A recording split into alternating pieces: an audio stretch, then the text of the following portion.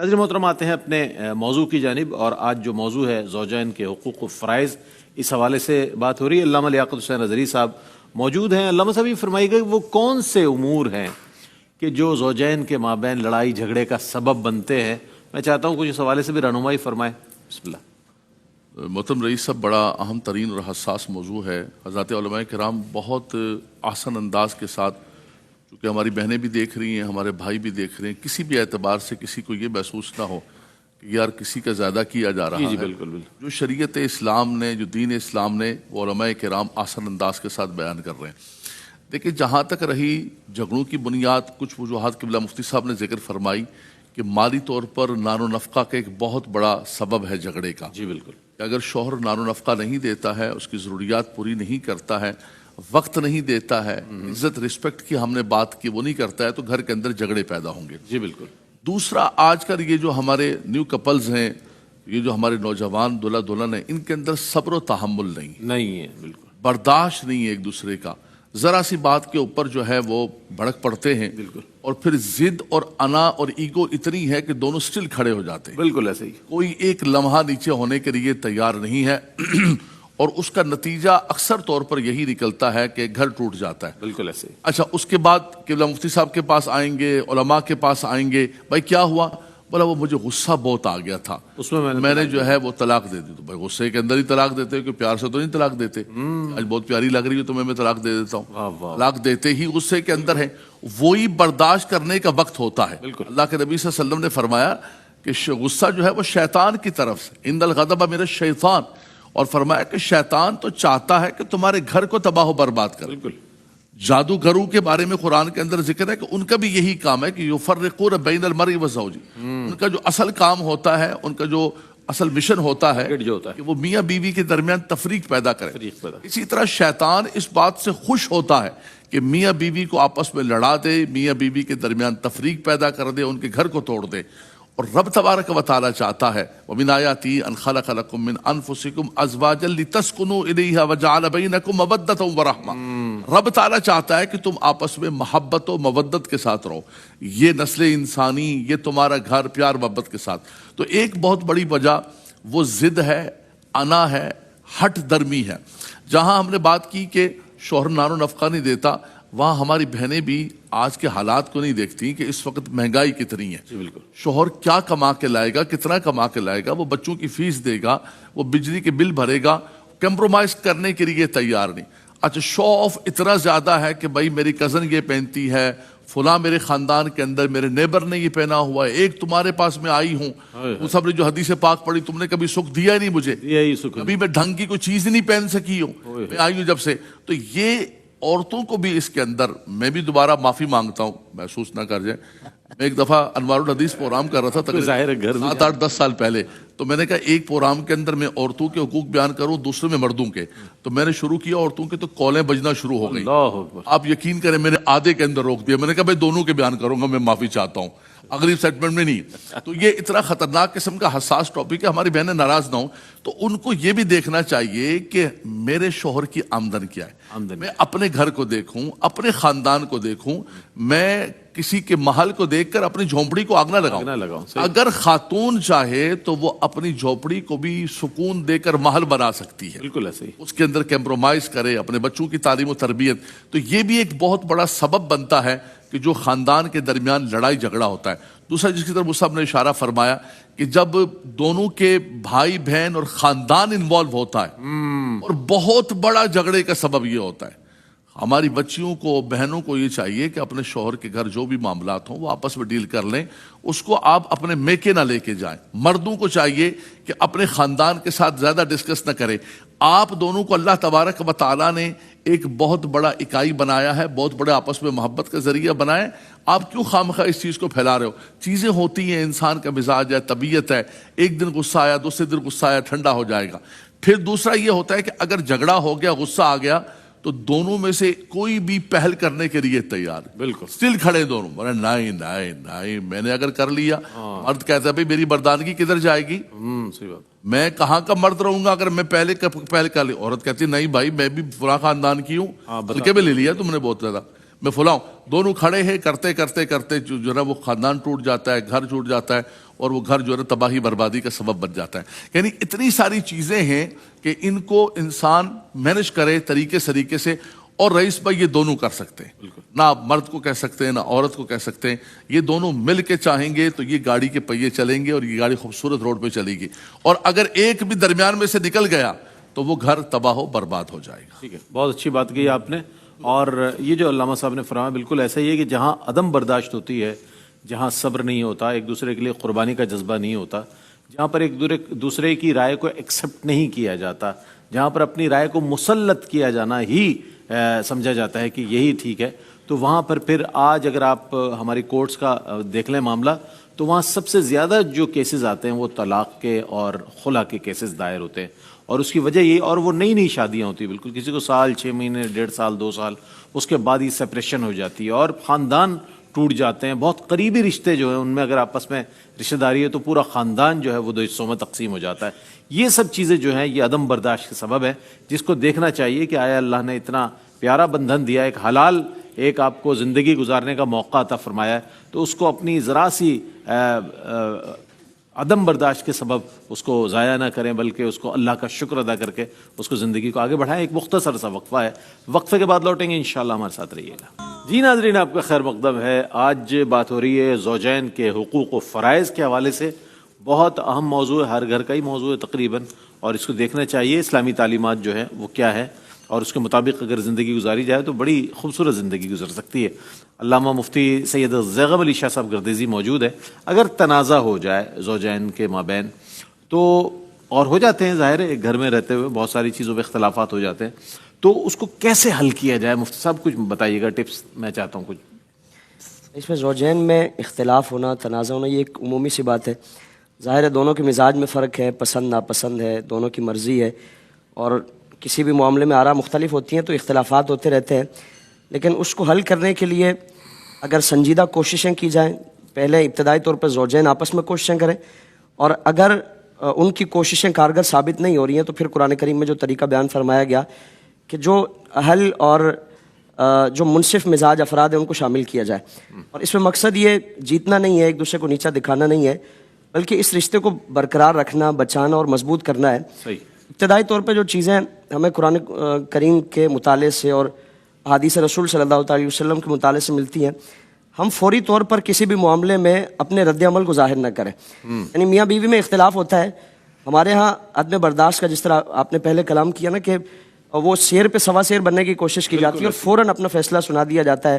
بیوی وہ طلاق اور خلا کا مطالبہ لے کے بیٹھ جاتی ہے, اور شوہر وہ موقع پاتے ہی وہ اپنی زبان سے ایسے الفاظ نکالتا ہے کہ وہ پھر اپنے من پسند فتوے کے لیے کوششیں کرتے رہتے ہیں, گنجائشیں ڈھونڈتے ہیں, رخصتیں تلاش کرتے ہیں, اور جھوٹ موٹ کے اپنے فرضی قصے کہانی سنا کر وہ اپنے من پسند فتوے حاصل کیے جاتے ہیں. تو اگر فوری طور پر رد عمل ظاہر نہیں kیا جائے گا, بلکہ اس کیفیت کو تبدیل ہونے دیں, غصے کو ٹھنڈا ہونے دیں, مزاج میں تبدیلی آ جائے, تھوڑا سا دیگر معاملات کی طرف جائیں, اور ابتدائی طور پر کوئی بھی ایسا فیصلہ نہ کریں کہ جس سے پوری زندگی کا پچھتاوا ہو. اس کے بعد قرآن کریم نے فرمایا نا کہ واللاتی تخافون نشوزہن فاعظوہن, یعنی آپس میں بات چیت کریں. اگر شوہر مناسب سمجھتا ہے تو, اور یہ اس کے خیال میں مناسب ہے کہ وہ اس کی بات کارگر ثابت ہو سکتی ہے, تو وہ اس کی اصلاح کرے. فاعظوہن, کہ وہ موقع مناسب دیکھ کر اچھے الفاظ کے ساتھ اس کی اصلاح کرنے کی کوشش کرے اور اس معاملے کو ختم کرنے کی کوشش کرے. یعنی جو ناچاکی ہے, نا اتفاقی ہے, اور اس کے لیے یہ ضروری نہیں ہے کہ اگر جو غلطی پر ہے وہی پیچھے ہٹے یا وہی اس طرح کے معاملات کرے. بعض مرتبہ رشتے کو بچانے کے لیے قربانیاں دینی پڑتی ہیں, بلکہ حدیث میں فرمائیں کہ جو حق پر ہوتے ہوئے بھی اپنا حق معاف کر دے, اللہ رب العالمین کی بارگاہ میں اس کے لیے بڑا اجر ہے. تو فرمائیں کہ ان کی اصلاح کرو اور ان کو سمجھانے کی کوشش کرو. اور اگر یہ ساری چیزیں بھی کارگر ثابت نہیں ہو رہی ہے, یعنی کہ اصلاح بھی کوئی کارگر ثابت نہیں ہو رہی ہے, بات چیت کے ذریعے معاملہ حل نہیں ہو رہا, تو اگلا اسٹیپ قرآن کریم میں بیان فرمایا کہ وہجروہن, کہ تھوڑی دیر کے لیے, کچھ وقت کے لیے سیپریشن اختیار کر لے, دوری اختیار کر لے, اور آپس میں جدائی اختیار کر لے. یعنی وہ جب یا تو ایک ہی گھر میں رہتے ہوئے شوہر بیوی سے الگ ہو جائے گا, یا بیوی کچھ دنوں کے لیے میکے چلی جائے گی, یہ جو کیفیات, تھوڑا سا وہ ماحول تبدیل ہوگا, تو وہ ایک دوسرے کو سمجھنے کا موقع ملے گا. شاید جس کی غلطی ہے وہ اپنی غلطی پر آگاہ ہو جائے, اس کو ندامت و شرمندگی ہو, احساس ہو جائے کہ یہ رشتے کو برقرار رکھنے کے لیے مجھے اس طرح کے معاملات نہیں کرنے. تو اس کیفیت میں شاید اس کو سمجھنے کا اور اپنی غلطی سدھارنے کا موقع ملے. تو قرآن کریم نے اس اسٹیپ کو بیان فرمایا کہ وہجروہن, یعنی آپس میں اس طرح کی کیفیت اپنائی جائے. ابتدائی طور پر ہم دیکھیں کہ سارے معاملات میں جو طریقے بیان فرمائے جانے کہ ایسا کرنا ہے ایسا کرنا ہے, تو یہ میاں بیوی کے درمیان کا معاملہ ہے, یعنی دونوں یہ کریں.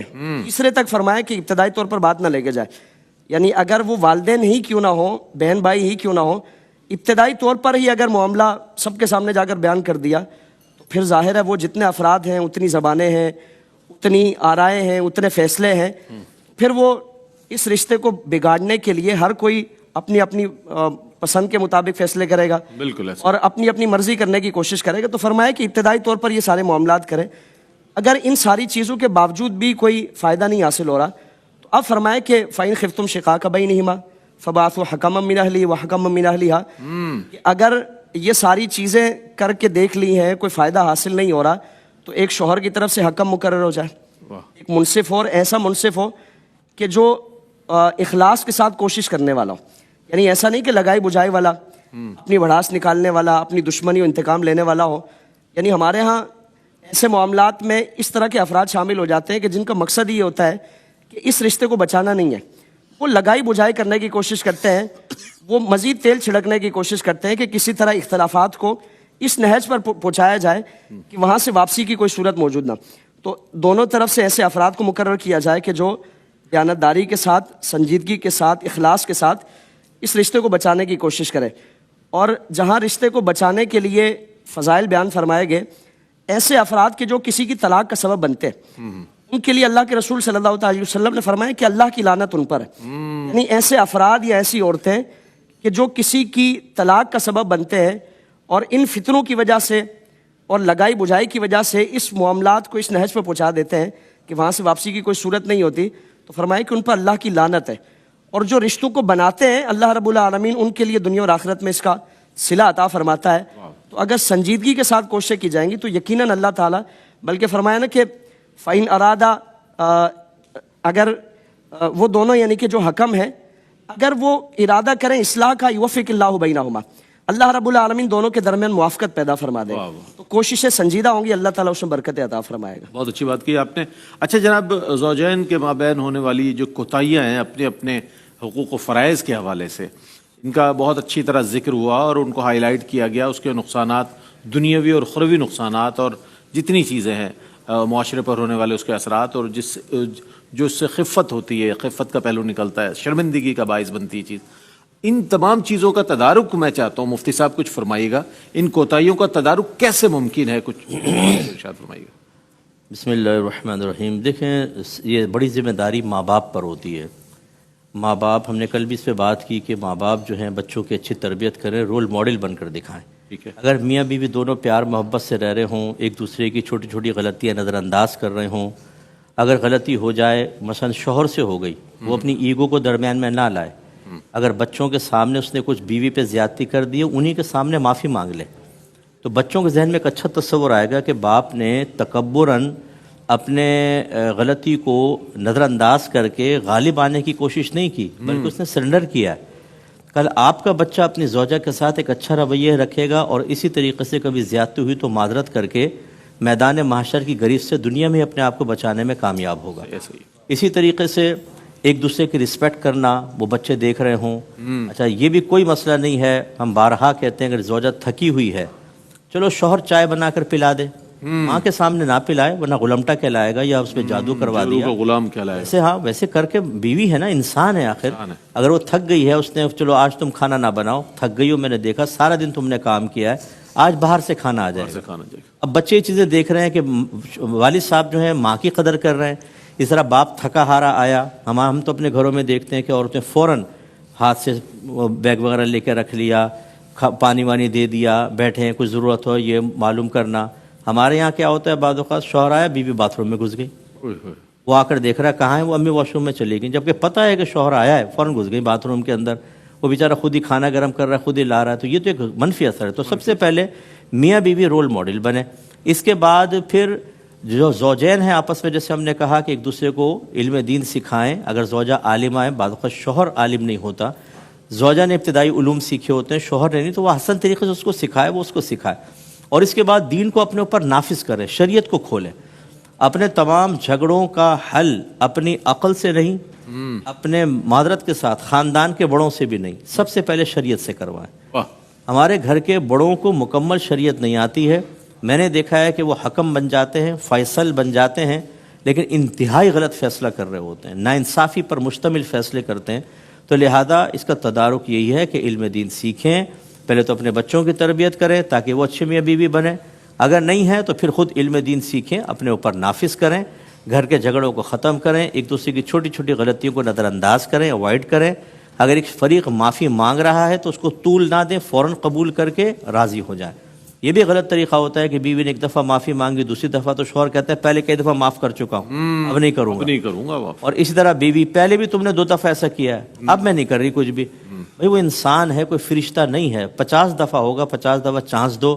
जैसे कि आपकी ख्वाहिश है कि मुझसे 3 दफ़ा अगर नमक ज़्यादा हो जाए तो शौहर नज़रअंदाज कर दे। तो इसका तदारुक यही हज़रत के सब्र, तहम्मुल, इल्म, शरीयत का दरवाज़े खोल देना और अपने बच्चों के लिए एक अच्छा रोल मॉडल बन जाना ताकि उनकी दवाज ज़िंदगी भी बेहतर बने। इसी तरह ये अच्छाइयाँ मुंतकिल होती रहेंगी। और फिर आप देखें, अगर ऐसा कोई ख़ानदान ऐसा होता है ना, फ़र्द या एक कपल ऐसा होता है तो पूरा ख़ानदान उसकी मिसालें देता है। बिल्कुल ऐसे ही। बस ये दोनों फैसला कर लें। और ये बहुत ही इंपॉर्टेंट, मैं एक बात आपको अर्ज़ करता हूँ कि मियाँ बीवी को खुद अपने आप को समझना चाहिए। वाह वाह। जब शौहर अपनी बीवी को अपनी वालदा और बहनों की सोच से समझने की कोशिश करे, माँ कहती है देखो आजकल की लड़कियां बहुत तेज हैं बेटा, ज़्यादा ना खर्चा हाथ में देना, ना ज़्यादा घुमाना फिराना, ना फलाना करना, ना फलाना करना, वरना ये हाथ से निकल जाएगी। अब वो बीवी, भाई तो आप बीवी की मिजाज देखें ना क्या है, वो आपकी माँ नहीं है, वो बीवी है। वो अपनी माँ का वही तर्ज अमल इख्तियार कर रहा है, बहनें चारों तरफ से घेर लेंगी। ये तो बिल्कुल बुद्धू है सीधा सा, इसको तो घोल के पी जाएगी वो। हाय हाय। यानी ये वो अब ये इसमें ऐसा टॉनिक डालेंगी कि वो गले में अटक जाएगा, बाहर उगलना पड़ेगा। अरे कर क्या रही हैं आप? ऐसी लड़की के जो घर वाले हैं वो उसको सिखा रहे होते हैं, बहनें, कजन्स वगैरह, सीधा रखना इसको बिल्कुल। हाँ। सीधा रखना, हाथ से निकल जाएगा वरना। हाँ। ज्यादा अगर वो कहे कि खाना बनाओ ना, 10 दफा 5 दफा कह देना तुम खुद करो, ज्यादा ऊपर ना लेना। अब वो सोचें हो रही हैं, अब आपस में क्लैश हो रहे हैं। इन चीज़ों को ख़त्म करें, अंडरस्टैंडिंग पैदा करें। मियाँ बीवी, मियाँ के लिए शौहर और शौहर के लिए बीवी, के लिए शौहर और शौहर के लिए बीवी सबसे इम्पॉर्टेंट है। खुद अपने अंडरस्टैंडिंग पैदा करें। बच्चे जब आपको देखें तो आपके चेहरे पे मुस्कुराहट होनी चाहिए, वो देखें तो खुशगवार माहौल होना चाहिए। ऐसा ना हो कि माँ को देखें तो मुस्तफ़ा कुरैशी और बाप को देखें तो सुल्तान राही नज़र आए। तो वो आवाम ही है जो फिर कभी देखा होगा भगदड़ मची रहती है, कोई यहाँ भाग रहा है, कोई वहाँ भाग रहा है, खौफजदा बच्चे, और वो शाउटिंग कर रहे हैं, लड़ रहे हैं, झगड़ रहे हैं। आप इंसाफ नहीं कर रहे। एक जगह एक मरतबा, बस एक बात अर्ज करता हूँ कि एक कपल था, उन्होंने अपने झगड़ा मुझे पेश किया कि जब से हमारी शादी हुई है आज तक कोई दिन ऐसा नहीं गुजरा होगा जिसमें झगड़ा ना हुआ हो। हो। अब मैंने ये मशवरा तो नहीं दिया तो Guinness book of world record में नाम लिखवाएं, आपका तो बड़ा इनाम निकलेगा। तो खुलासे कलाम ये हुआ कि फिर उन्होंने बताया कि हमारी बच्ची की एज 30 साल की हो गई है और वो शादी नहीं करती है, इस वजह से कहती है कि शादी के बाद ऐसा ही घर बनना है जैसे आपने बनाया, तो मैं शादी से दूर हूँ। तो इसलिए समझना चाहिए इन बातों को। क्या बात है। अल्लामा साहब क्या पैगाम दीजिएगा आज के इस अहम मौजू के हवाले से? देखिए, पैगाम यही है कि ये घर, ये रिश्ते, ये सारी चीज़ें अल्लाह तबारक व तआला की बहुत बड़ी नेमत है और मियाँ बीवी दोनों की बहुत बड़ी जिम्मेदारी है। मियाँ बीवी मिलकर इसको बचा सकते हैं, संवार सकते हैं। और कुछ लोग तो तबाह बर्बाद करने पर तुले होते हैं। जैसे मुफ्ती साहब ने हदीस पाक भी पढ़ी कि अल्लाह के नबी सल्लल्लाहु अलैहि वसल्लम ने फरमाया कि वो लोग हम में से नहीं है जो दूसरों के घरों को तबाह बर्बाद करते हैं, मियाँ बीवी के दरमियान तफरीक पैदा करते हैं। कुछ ख़वातीन ऐसी होती हैं, कुछ अफराद ऐसे होते हैं जिनका धंधा यही होता है, दूसरों के घरों को तबाह बर्बाद करना, उनको सुकून के अंदर ना देखना और आकर कुछ तो कुछ कान के अंदर फूंकते रहना और कहते रहना, इधर की खबर लेके उधर जाना, उधर की खबर उधर लेके उधर जाना। ऐसे लोगों को भी रोकना चाहिए। और दूसरा, इस वक्त जो बर्बादी और तबाही का सबब है रईस भाई, वो ये टेलीफोन है। मोबाइल इतना ओपन हो गया है, इसके जरिए जो राबिता इतना ज़्यादा एक्सेस हो गए। मुफ्ती साहब गुफ्तगू कर रहे थे कि भाई आप कज़न्स का और दूसरे लोगों का जो गैर महारिम है, इसने तो सारे के सारा बिल्कुल एक्सेस सबको दे दिए हैं। कोई भी बंदा है, उसकी वजह से इस वक्त जो हो रही हैं तलाक़ें, बहुत बड़ा किरदार है कि आप टेलीफोन है, टेलीफोन को सिर्फ और सिर्फ अपने महारिम के लिए इस्तेमाल करें, बाकी उसको बंद कर दें। اور اپنے گھر کو بچائیں. رب تبارک و تعالیٰ آپ کو دنیا و آخرت کے اندر اس کا عطا فرمائے. بہت شکریہ ادا کروں گا. علامہ صاحب آپ تشریف لائے, مفتی صاحب آپ تشریف لائے. ناظرین محترم, آج بہت اہم موضوع پر بات ہوئی اور بہت اچھے انداز میں ہمارے علماء حضرات نے بیانات فرمائے. قبلہ مفتی محمد اکمل مدنی صاحب ہمارے ساتھ کنٹینیو رہیں گے انشاءاللہ. اگلا جو سیگمنٹ ہے وہ ہے اظہار عقیدت, جس میں ہم شہنشاہ سخن حضرت مولانا حسن رضا خان بریلوی رحمۃ اللہ تعالیٰ علیہ کے کلام کو شامل کریں گے, ان کی بایوگرافی کو شامل کریں گے, اور اس کے فوراً بعد جو ہے سیگمنٹ وہ ہے آپ کی مسائل کا حل, جس میں قبلہ مفتی صاحب تشریف فرما ہوں گے اور آپ کے سوالات کے جوابات عنایت فرمائیں گے. ملتے ہیں ایک وقفے کے